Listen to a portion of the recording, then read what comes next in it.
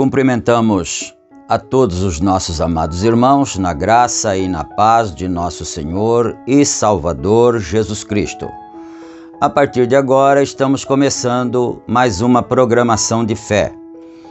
E o objetivo desta programação sempre é levar mais uma pequena porção da Palavra de Deus para o coração de cada filho de Deus que está pré-ordenado, predestinado para ouvir essa palavra neste dia, não é?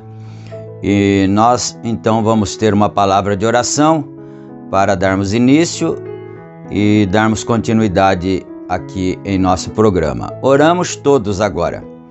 Grandioso e soberano Deus, Pai de nosso Senhor e Salvador Jesus Cristo, humildemente nos achamos em Tua santa presença, agradecidos por mais esta oportunidade que nos concedestes, ó Pai.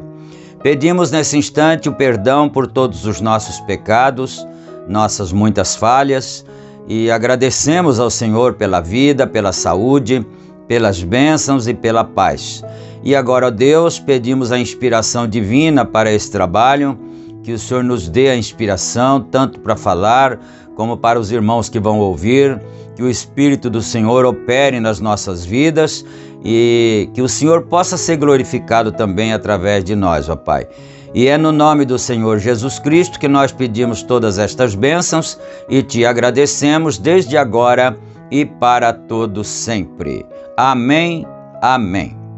Graças a Deus. Muito bom, meus irmãos.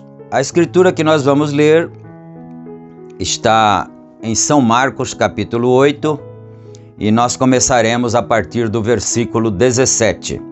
São Marcos 8, começando no versículo 17, não é? E lembrando, então, enquanto os irmãos localizam a escritura, que esta programação tem uma gentileza, é um oferecimento da igreja que está em Santa Bárbara do Oeste, na Rua Romênia 212, no Jardim Europa. Ali nós temos cultos todas as quartas-feiras e domingos. Aos domingos, às 6h30 da tarde, não é? E às quartas-feiras, então, às 19 horas.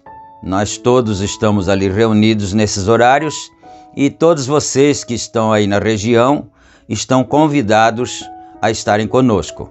Na cidade de Campinas, nós temos também a nossa congregação que está localizada ali na Rua Geraldo Gonçalves Dias, número 130, no Parque Residencial Shalom. Os cultos ali são realizados todas as quintas-feiras, no horário das 19 horas, e aos domingos, no horário das 8h30 da manhã. E vocês todos que estão nos ouvindo aí na região, estão convidados a estarem conosco. São todos bem-vindos. E agora, dito isto, nós já vamos imediatamente para a leitura da Santa Palavra do Senhor, para assim então desfrutarmos de mais este momento com Deus. Versículo 17, livro de São Marcos, capítulo 8. E Jesus, conhecendo isso, disse-lhes: Para que arrazoais, não tendes pão? Não considerastes, nem compreendestes ainda? Tendes ainda o vosso coração endurecido? Tendo olhos, não vedes, e tendo ouvidos, não ouvis. E não vos lembrais, quando parti os 5 pães entre os 5.000, quantos cestos cheios de pedaços levantastes? Disseram-lhe: 12. E quando parti os 7 entre os 4.000, quantos cestos cheios de pedaços levantastes? E disseram-lhe: 7. E ele lhes disse: Como não entendeis ainda? Amém. Que o Senhor Deus acrescente as suas bênçãos a essa leitura, não é? Nós vemos aqui que o Senhor Jesus Cristo estava mostrando para eles que eles eram seguidores com mente muito carnais, mente muito material. Eles não entendiam nada da linguagem do Senhor Jesus Cristo, que era uma linguagem espiritual, muitas vezes uma linguagem metafórica, mas eles não entendiam nada, não é? E às vezes nós observamos que isso acontece também no nosso dia, no nosso meio, pessoas que não entendem nada da parte espiritual. Tudo que as pessoas, determinadas pessoas entendem é o lado material das coisas, né? Mas vamos deixar a escritura aqui então, e nós vamos para a mensagem, né, do profeta de Deus, que é a fase presente do meu ministério, e nós estamos estudando esta mensagem. Estamos já parados no parágrafo 106, e nós vamos dar continuidade então daqui em diante, não é? No parágrafo 106. Bem, não sabem vocês que as coisas que estão fazendo hoje são exatamente o cumprimento exato das Escrituras? Porque o povo deixa... Eles dizem essas coisas porque estas denominações enfurecem. Ele fez uma pergunta aqui, uma interrogação. Por quê? Né? Que as denominações enfurecem. Por que fazem eles isto? Está escrito nas Escrituras que eles farão isto. Eles caminharam diretamente e fizeram eles mesmos cegos. Eu queria fazer um pequeno comentário aqui sobre, ele citou denominações, não é? E às vezes nos vem isso ao pensamento que muita gente não sabe o que é denominação, na verdade, não é? Uma certa vez eu estava falando com um certo irmão e tal, e ele estava nos contrariando, nos contradizendo pelo fato da igreja ser uma pessoa jurídica, né? Ter um CNPJ, enfim, atendendo os requisitos da lei, não é? Do país. Então, ele começou a nos contradizer, porque nossa igreja era uma pessoa jurídica e tal, e igreja não pode ter nome, igreja não pode ter esse tipo de coisas, né? E então eu estava conversando com ele e eu disse para ele: irmão, a questão da organização não está no aspecto legal das coisas. A questão está no aspecto espiritual. E muitas vezes tem pessoa que congrega num grupo que não é um grupo organizado, não é? Às vezes nem tem registro no CNPJ, nada, mas tem o espírito denominacional nela. É muito importante nós pensarmos nisso. São pessoas de mente natural, mente que só entendem as coisas materiais, as coisas naturais, não é? Mas então aqui, o Senhor Jesus Cristo, ali na escritura que nós lemos, ele diz, eu não estou falando, porque uns 2 versos, ou um verso anterior ao que nós começamos a ler, ele dizia sobre o fermento dos fariseus e o fermento de Herodes, não é? Que era para eles se guardarem do fermento dos fariseus e fermento de Herodes. E eles pensaram que Jesus estivesse falando de pão mesmo, natural, pão comestível. E ele não estava falando disso.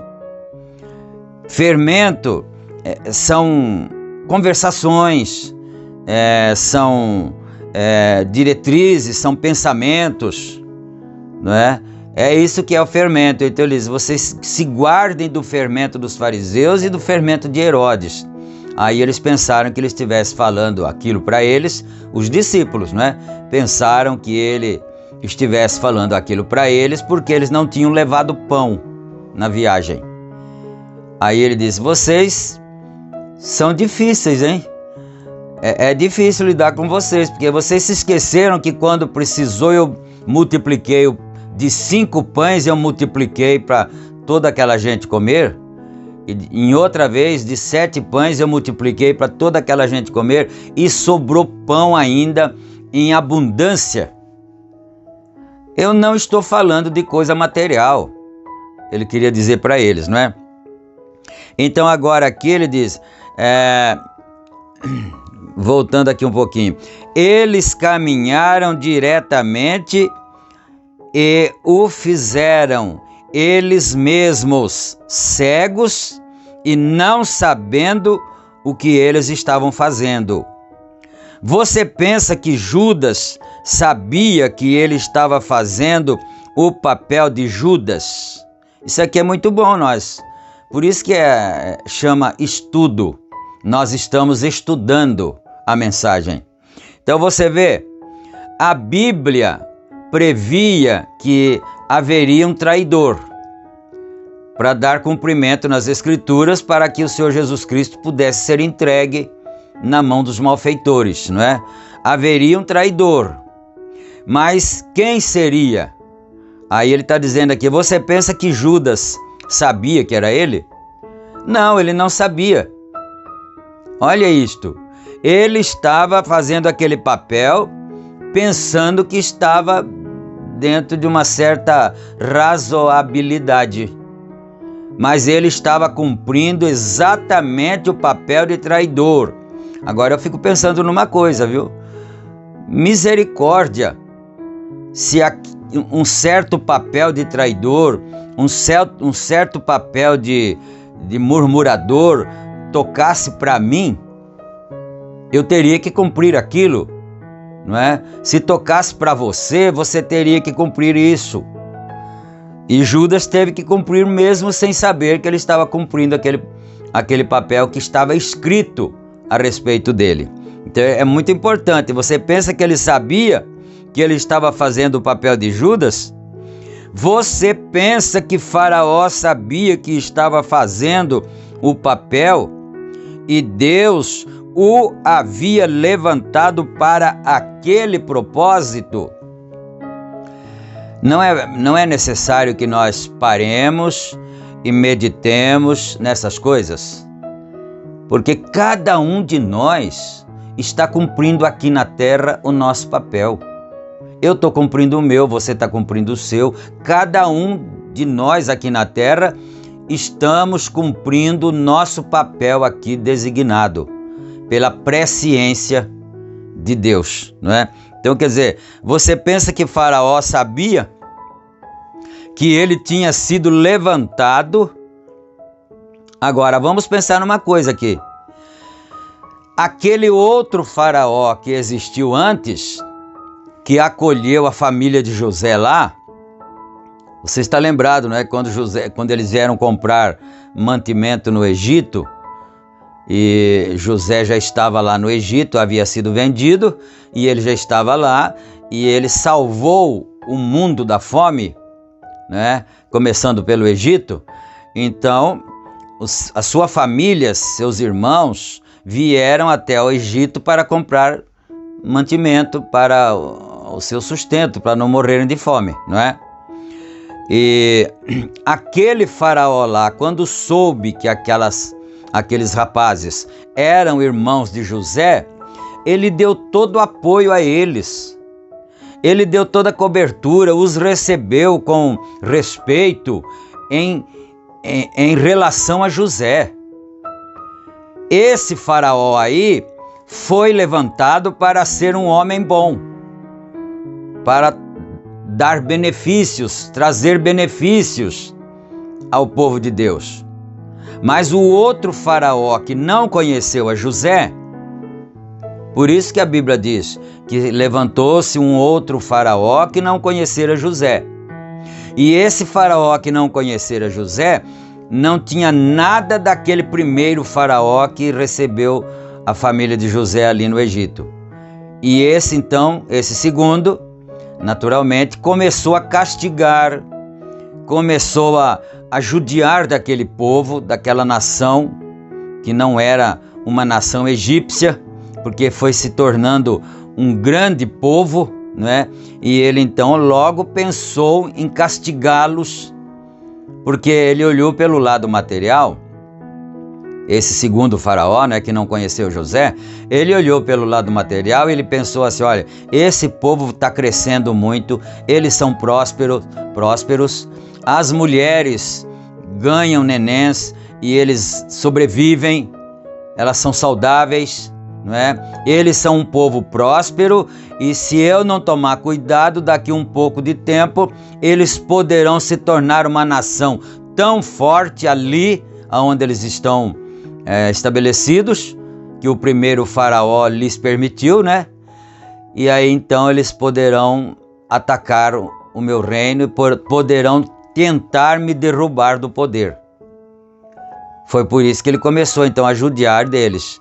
Veja bem isto, esse aí foi levantado para esse propósito, o outro anterior não é?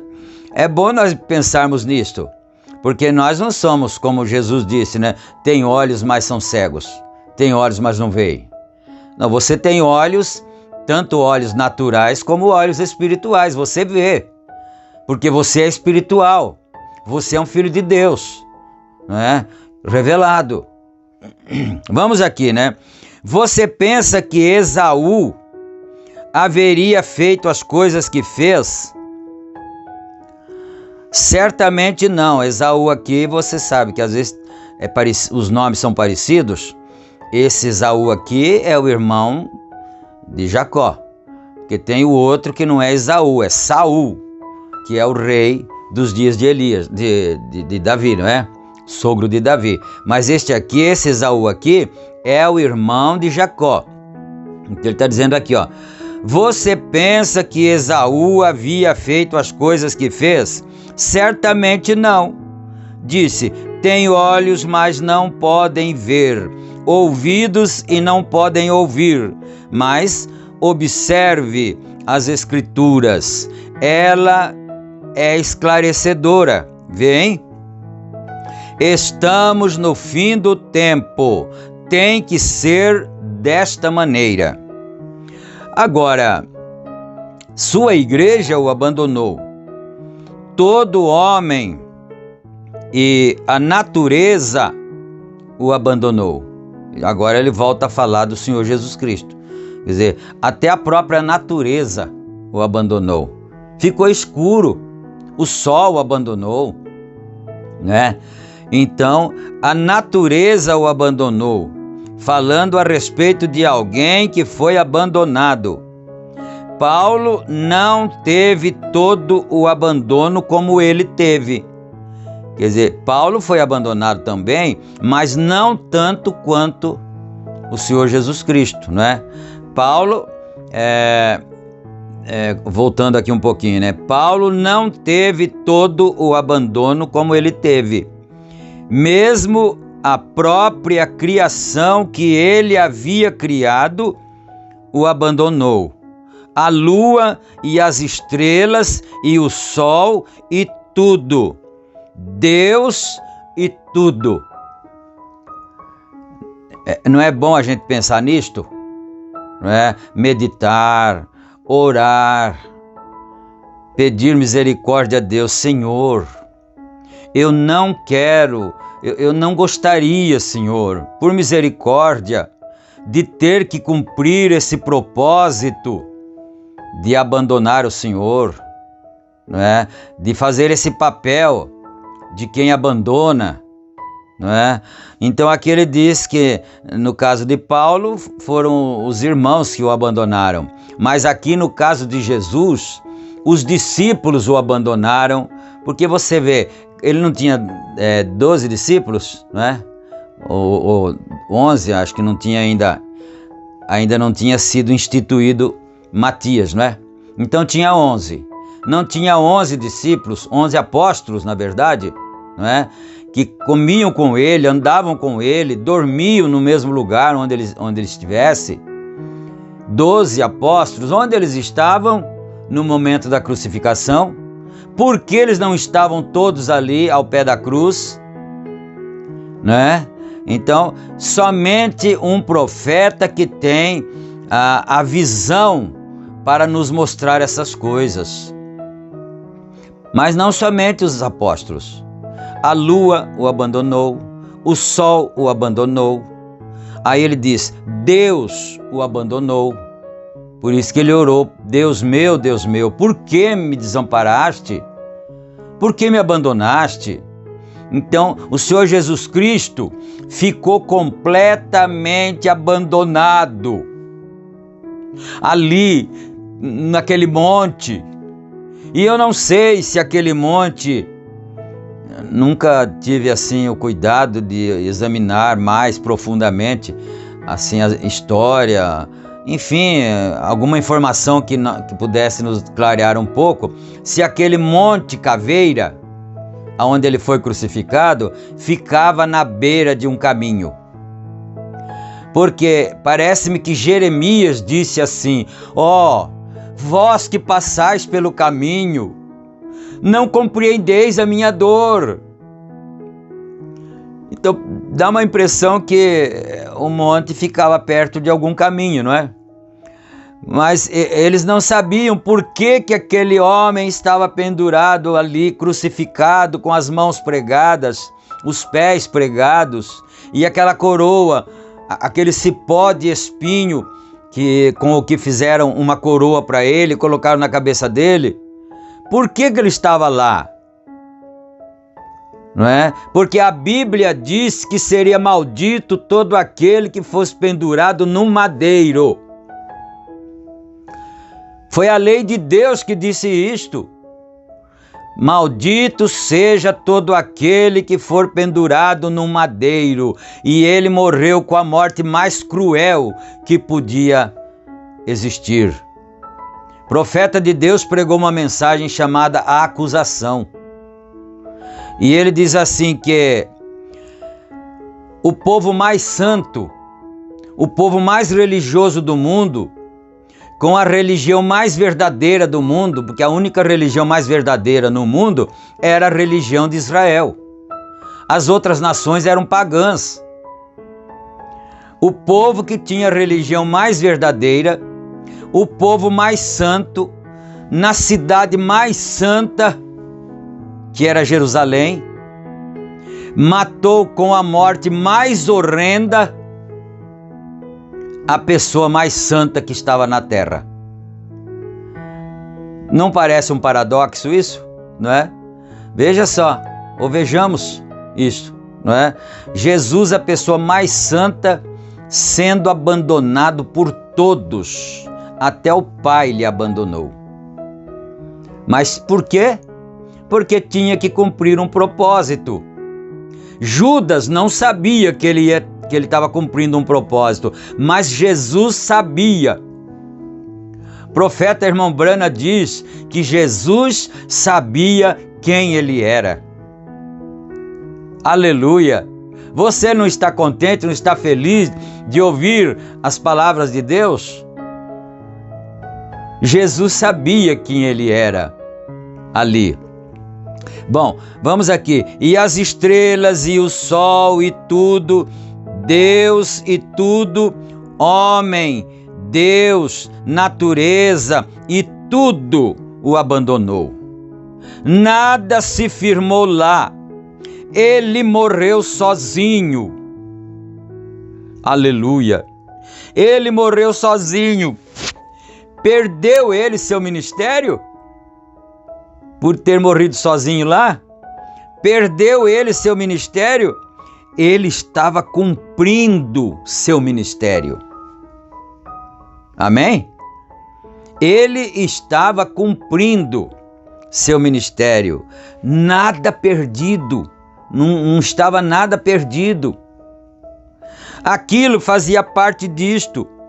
Esta é a coisa que acontece. Aquilo fazia parte disto.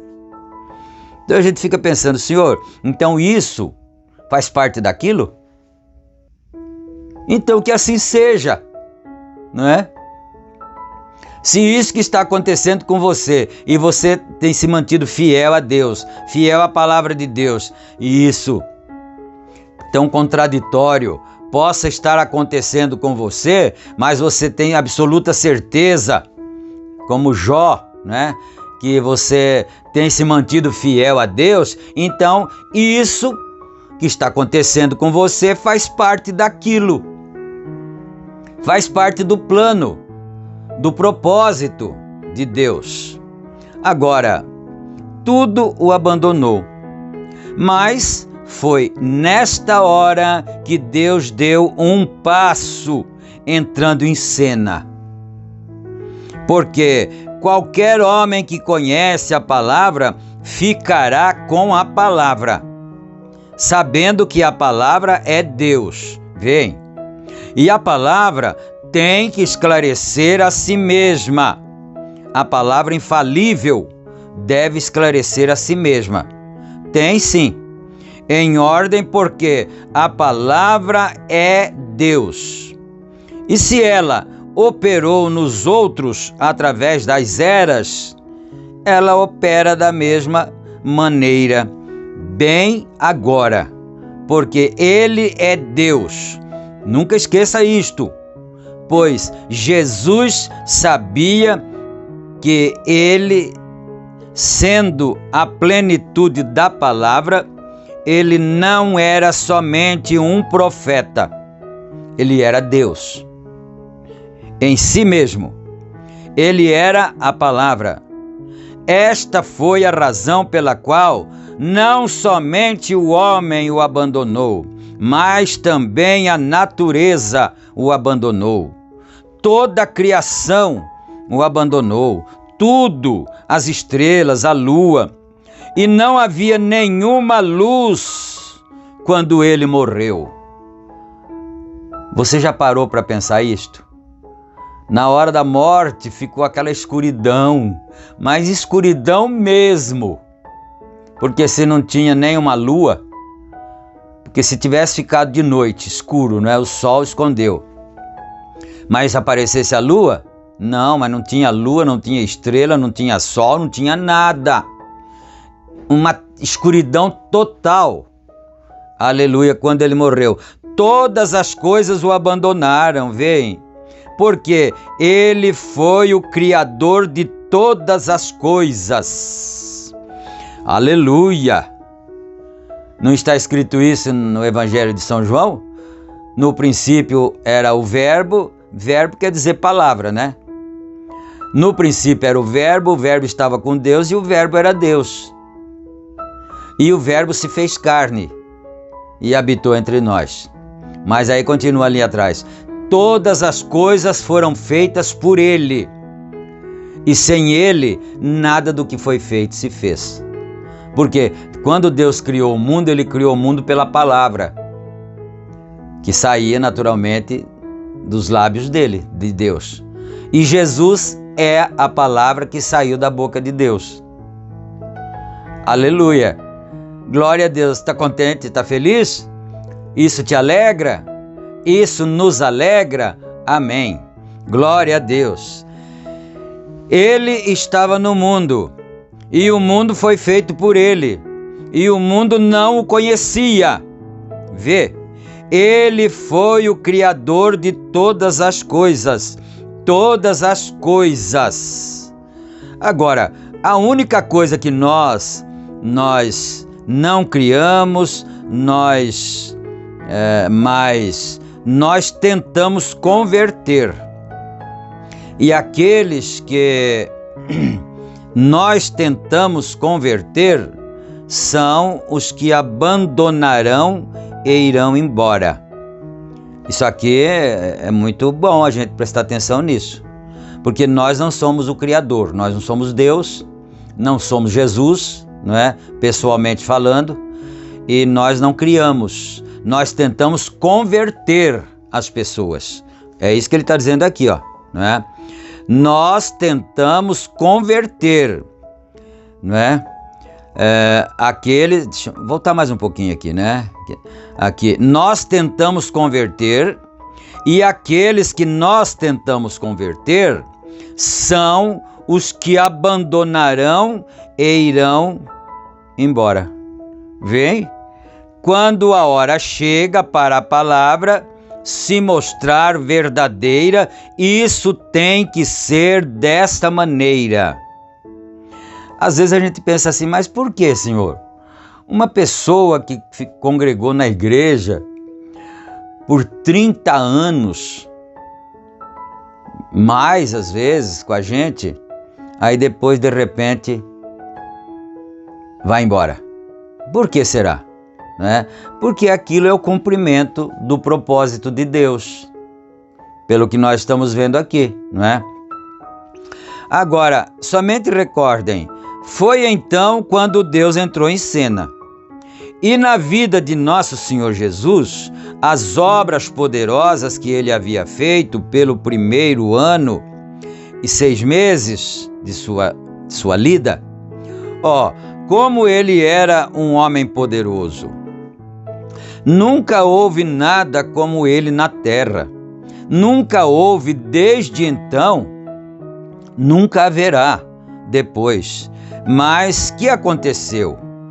Ele foi mais zombado do que qualquer um. Todo o resto deles colocados juntos, escarnecido pela natureza, escarnecido pela criação, que ele próprio criou, né, entre aspas, aqui, entre parênteses, escarnecido por tudo, porque estavam em uma condição pervertida. Olha isto, né? Eles estavam em uma condição pervertida, Esta é a razão pela qual o coração dos homens escarnece do verdadeiro servo de Deus. Prestou atenção nisso? Né? Ou seja, prestemos atenção nisso. Porque a natureza estava pervertida. Estava tudo pervertido. Os homens, estava tudo pervertido. Aí ele diz aqui: esta é a razão pela qual o coração dos homens escarnece do verdadeiro servo de Deus, porque estão pervertidos. A natureza está pervertida. Essa é a razão. Se a natureza é linda como é, sendo pervertida, o que será dela quando se converter de volta à vontade de Deus? Se a terra pôde produzir uvas que tomaram 2 homens para carregá-las nas costas, o que será quando for convertida de volta a Deus? Cristo vem, o deserto florescerá como uma rosa, será uma conversão, e os lugares secos brotarão água, e a terra rejuvenescerá e dará flores. Este será o tempo quando os corações dos homens se converterão a um homem pio. Isso tem sido para que façam suas escolhas agora. Viverão naquele lugar. Amém.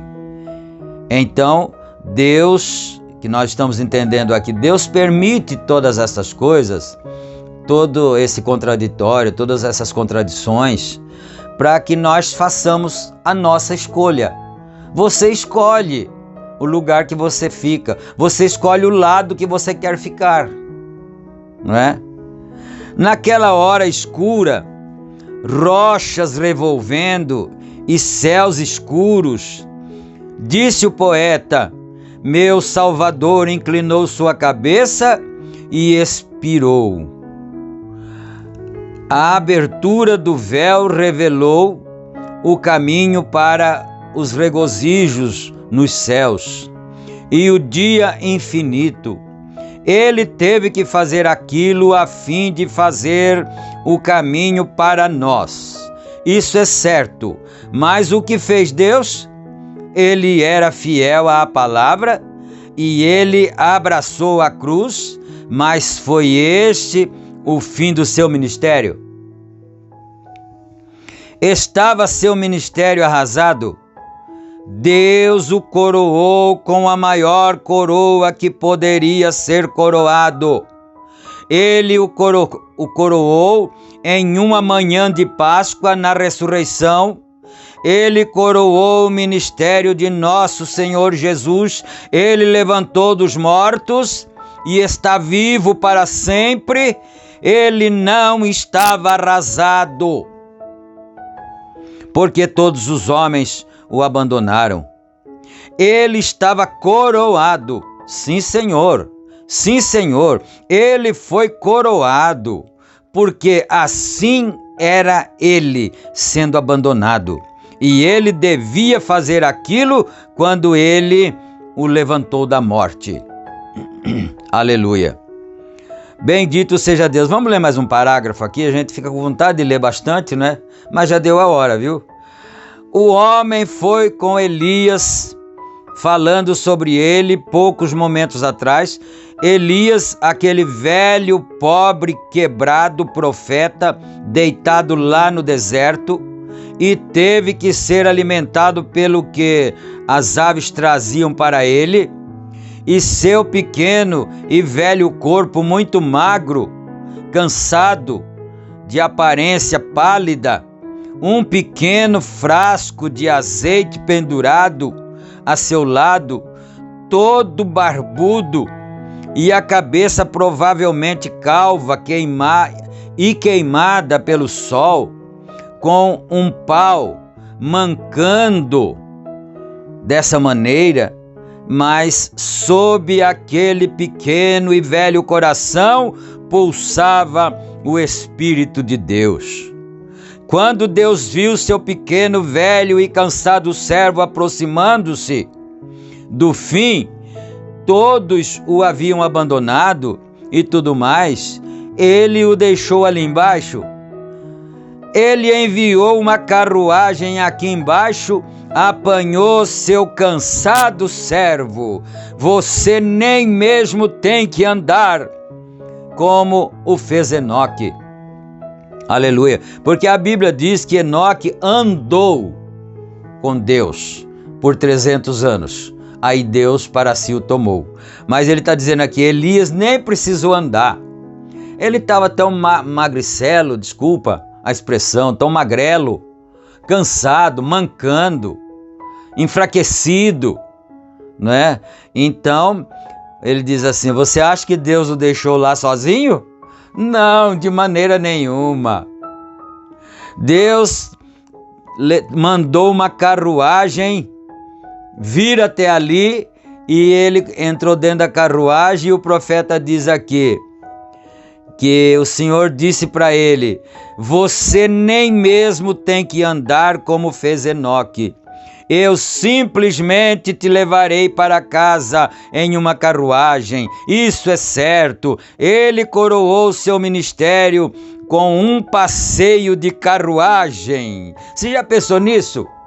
Um passeio de carruagem. A carruagem era o meio de transporte dos reis. Aleluia! A carruagem era o meio mais sofisticado de transporte, que era o transporte dos reis, dos soberanos, não é? Coroou seu ministério com um passeio de carruagem para casa. Isso não é tão ruim, vocês sabem, sim. Ele não teve que andar para casa, ele simplesmente enviou uma carruagem e o tomou porque ele estava cansado. Eu gosto disso, amém. Pobre, pequeno, velho e cansado servo, ele o tomou e o levou para casa. Aleluia! Amém, Jesus! Vamos parar aqui, irmãos. O tempo acaba e a gente quer continuar, não é? Que Deus nos ajude. Que o Espírito Santo alegre nossos corações. Que o Espírito Santo traga o regozijo na sua alma, na minha alma, o bálsamo suave, o bálsamo do Espírito Santo. Vamos orar. Senhor nosso Deus e Pai, agradecemos ao Senhor nesta hora, meu Deus. A Tua palavra alegra nosso coração, a Tua palavra conforta as nossas almas, Senhor. Oh, porque Jesus Cristo é o mesmo ontem, hoje, eternamente. O Senhor fez dessa maneira com Elias, o Senhor fez daquela maneira com Jesus, e o Senhor continua fazendo ainda da mesma maneira com seus servos fiéis, que permanecem com a fidelidade ao Senhor. Pai bendito, abençoa os meus irmãos amados, os doentes, os aflitos, os necessitados da Tua misericórdia, da Tua bênção. Olha, Senhor, com Teu olhar de compaixão, de misericórdia para os necessitados, para os aflitos e oprimidos. No nome santo do Senhor Jesus Cristo, nós pedimos estas bênçãos, ó Pai, e nós Te agradecemos humildemente, agora e para todo sempre. Amém, amém. Graças a Deus. Amém. Meus amados irmãos, não esqueçam, quando você assistir o vídeo, não esqueça de clicar no gostei, né, no símbolo de joia. E também inscrever-se no canal se você não é inscrito e ativar as notificações. Você ativa todas as notificações, porque aí quando o vídeo é publicado, você já recebe logo de primeira mão, né? Você que é inscrito e tem a notificação ativada. E assim, meus queridos, chegamos ao final de nossa programação de hoje, mas se o Senhor permitir, nós estaremos juntos de novo, né? Cada programação aqui é uma bênção para nós. Fiquem todos com Deus, na graça e na paz de nosso Senhor e Salvador Jesus Cristo. Amém. Amém.